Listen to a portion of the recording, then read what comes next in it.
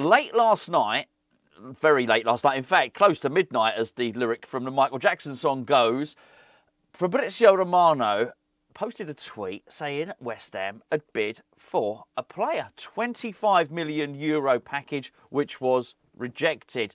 Nothing to see here, you might think, but no, it was interesting. The timing of the tweet was interesting. And the identity of the player. The player's name is Ricardo Pepi. And who is Ricardo Pepi? Well, I'm glad you asked. He's a PSV Eindhoven striker who scored last night for PSV, funny that, isn't it, against Liverpool in the Champions League, which I think inflicted Liverpool's first Champions League defeat of the season. The goal was nothing to write home about at all. But it was interesting that this news had come out late last night. And I'm not cynical enough to think the news only came out because this guy scored. Now, ordinarily, I would know nothing about these sort of players. Pepi is a 22-year-old USA international. He's got dual nationality, actually, with he's Mexican and American, but he represents the USA. And ordinarily, I wouldn't know much about him at all. But in some sort of freak of nature, I was watching one of these generic build-up programs to, they do a build-up program, like a half-hour magazine program before the Champions League games, and I was watching through it. So I watched a program that had a little segment on him, like 3 or 4 days ago, something like that. And the reason that they were making such a fuss about him was because he's a superstar, a super sub. He's a bit, if you remember, like Ole Gunnar Solskjaer, not the manager version, the player version, who was almost always a substitute, but he would come on and score. This is what's been going on with Pepi this season. Pepi. He's only started 5 games out of 18 for PSV in the Eredivisie, so he's pretty much behind De Jong in the pecking order. Yet despite that, he is second in the goal-scoring charts. It was his second goal last night in the Champions League, actually. And he's quite some player. And I have to say, I love transfer rumours like this because I can't think that anybody said his name before Romano. I can't remember. If somebody has actually said that we're going to sign this guy, fair enough. But up to last night, I was completely, blissfully unaware of it. And I do like that. I really, really do like that. The fact that, because what it demonstrates to me is the club might be doing some business and keeping it under wraps. Now, I don't know. It might, look, let's be fair, it might be fake news. It wouldn't be the first time in this transfer window that Romano has got something wrong. But he does get an awful lot right as well. And I hope it's not. I hope this is not fake. New news. That's the one. Anyway, since last night, like Lace, that's why I'm so bleary-eyed. I actually went and had a closer look at him last night, because I didn't really know much about him at all, apart from this small segment, this magazine programme. And I have to be honest, or NGL, as the youngsters might say, I was very, very impressed. I went and had a look. I was very impressed with what I saw. He seems to be fast, very, very quick. He's a big, good size. I went and had a look at his stats. He's 6'1". So he's finishing, which is very, very impressive. Very impressive. He strikes early. He's got a very, very hard, firm shot, which is, seems to be, well, the stats would demonstrate that he's deadly accurate with this sort of stuff. And he seems to likes to lay the ball off with a back heel. He's seems to have good awareness. He just looks like the sort of striker that maybe West Ham should be going for. I mean, I heard a story yesterday about Raspadori. Remember him, Sassuolo striker, played alongside Scamacca. They played up front for Italy together, actually. In fact, they did so when England played against them. Good striker, but and I like him. Diminutive, skillful, but nothing like the sort of strikers. Nothing like Evan Ferguson. Nothing like Brian Brobby, nothing like these bigger, more hulking strikers that we've sort of been looking for. So you sort of didn't believe it. Well, I didn't. Maybe you believe Raspadori rumours. I certainly didn't. And I don't know if there's any validity to this particular rumour here. But as soon as I saw him play, I thought, oh yeah, this makes sense. And he looks like the type of player that could do really, really well in the Premier League. That much is... well, that's not certain, is it? I was going to say that much is certain. It's not certain.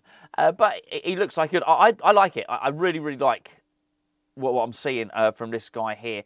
And I just wonder if West Ham are going to hopefully push this through. We've not had any confirmation from anyone, like no one at the club or anything like that. But so he won the MLS's Young Player of the Year 4 years ago. He was the rookie of the year in the MLS. He was playing for Dallas. So he's had some potential for some time, and he's scored, 2 or 3 goals for the USA international team. He's a good player. In fact, he's played there was a couple of clips I saw where he's playing against Jamaica and looked really, really good. So, I guess keep an eye on this one. I would have a preference for this one. I'm not going to talk about Evan Ferguson again. If you watch the channel over the last couple of days, you can already know what I think about that transfer and why I'm concerned about that. But I like this. Ricardo Pepi. I like it. Good name as well. And we obviously settled in. He's US international, speaks English. So I think sort of what's not to like about that one. I just hope we push the boat out a little bit more on this one. But I think if someone's not got an injury record, there's a novelty. If someone's not injured, I don't mind pushing the boat out on the money a little bit. It was really more caution on the injury front. But before I carry on, a couple of other things to discuss is please can I point in the direction of today's video sponsor, who are Surfshark. Surfshark are a VPN. Why do you need a VPN? Actually, I'll tell you something. My mate got hacked probably not that long ago, start of January, end of December, got hacked. Someone got in and they changed. No, they didn't just change his email password so he couldn't get back into his email. They changed the login for his YouTube channel and stuff like. I don't know why I'm laughing. It's not funny. He was very, very stressed. He sorted it out in the end, but it took ages. They got his passwords. They got access to his YouTube channel, his emails, just loads and loads of his stuff. Look, what I'm saying is cybersecurity is very, very important at the moment. If someone could go and do that, someone can certainly go and get your banking details off your phone. If you're going to leave this stuff open to somebody to get hold of, and that's really what's happening when you're on a public Wi-Fi system. So get yourself a VPN, Surfshark. It encrypts all your devices, your mobile phone, which maybe you're watching this on, your laptop, which maybe you're watching this on. If you're watching this on a telly, then that's just too much. I'm sure no one needs to see me on a telly, quite frankly. Get back on your phone. We've got a really, really good offer for you at Hammers Chat at the moment for what we think is the best VPN, which is Surfshark. We have got 4 months free. 4 months free with a 30-day money-back guarantee. Just one subscription will cover all your devices.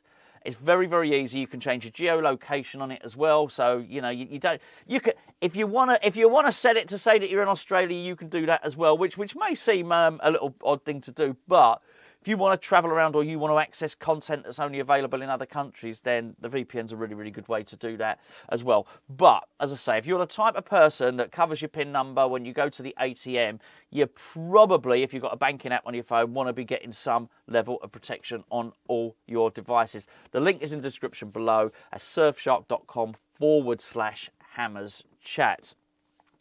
Couple of other things to wrap up. It would be remiss of me not to talk about John Duran. So John Duran has gone. I say he's gone. I've seen him holding up a T-shirt. You never know these days if someone's sort of photoshopped it or done the AI job. I like that. I like that AI image stuff, to be fair. But anyway, so you don't know if that is genuinely him holding up a shirt for his new team. It seems like Aston Villa accepted a €77 million bid for him. £68 million, I'm reliably informed. He wanted to leave, he wanted to go. I mean, me, myself and Gio discussed it, I think, on yesterday's video about the strikers, which is over on the main channel. We didn't know he was going particularly at that point, but we certainly said that there were rumours that he wanted to leave. Could be good news for West Ham, because it might mean that because Duran has been bought, that the Saudi club whose name escapes me, El Nasir, maybe it might be that, they're not going to go after Victor What's-His-Face from Leverkusen, which means if that had have happened, then Leverkusen might have tried to replace, that's Boniface, I'm just being silly. They might have tried to replace him with Evan Ferguson, which would be no good for us because apparently we want Evan Ferguson. Whew, it's a bit of a mindful. But anyway, that didn't happen. So, it just goes to show he was there. He was there for the taking. In many respects, we could have got him in the summer. I'm not sure he was there for the taking in the winter. But it also goes to show not every rumour you hear is utter nonsense. You know, it was one of the biggest pushbacks I think I got early in the window was suggesting that, particularly from Villa fans, and I do understand, by the way, I do understand why they'd be wounded by this, that he no longer wanted to be at Villa, he wanted out. You were hearing whispers he wasn't getting on with people. It was difficult to get along with. He wanted to leave. It was not made particularly easy for him. When he did that and West Ham let him down. Basically, we'd let it be known that there was a deal that was very, very close. It was only £3 million in difference. His representatives thought so. So he felt confident enough that he was moving to West Ham to do that. He thought he was never walking back into that Aston Villa training ground, right? That said, when he did, it wasn't an easy thing for him to do, and I don't think it was. To be fair, I can sort of understand it from Villa's point of view, but maybe he wasn't made as welcome as he might have wanted to be. There was a certain amount of angst that stayed there, and he was always going to go. I think for the lads, it is a strange one because this is weird because earlier on in this window, Paris Saint-Germain had a €75 million bid. Declined for him. I don't know if it's started this season being the hottest young striking property in Europe, and now you don't know. I don't know. I don't know how Ivan Toney's doing over there. The other day I found out that Neymar was doing crap over there and going to Brazil. I didn't know how Neymar was doing over there. You're sort of out of sight and therefore out of mind when you go over to there. So I just wonder. Look, he's obviously going to get really, really well paid for going over to the Saudi Pro League, but you know. Is it the best thing for his footballing career? You sort of got the impression that he could really, push on and become one of the top strikers in Europe rather than just the most promising one. Anyway, look, West Ham missed out. The rest is history, I guess. Aston Villa have made a lot of money. I think they paid £17 million for him, so they've made a lot of money pretty damn quickly. And they've managed to sell someone who wasn't even their main striker, which I think was part of why he was annoyed about it. For a massive amount of money, going to allow them to reinvest and really sorts out their FFP, PSR, whatever it is. Anyway, there you go. So I'm actually just looking out to see if there's been any updates. At the point of recording this now, which is pretty much 9 o'clock, there is nothing. There is nothing going on now with any updates saying Ricardo Pepi is definitely the guy that we are going to get. Anyway, Surfshark, use the link in the description below.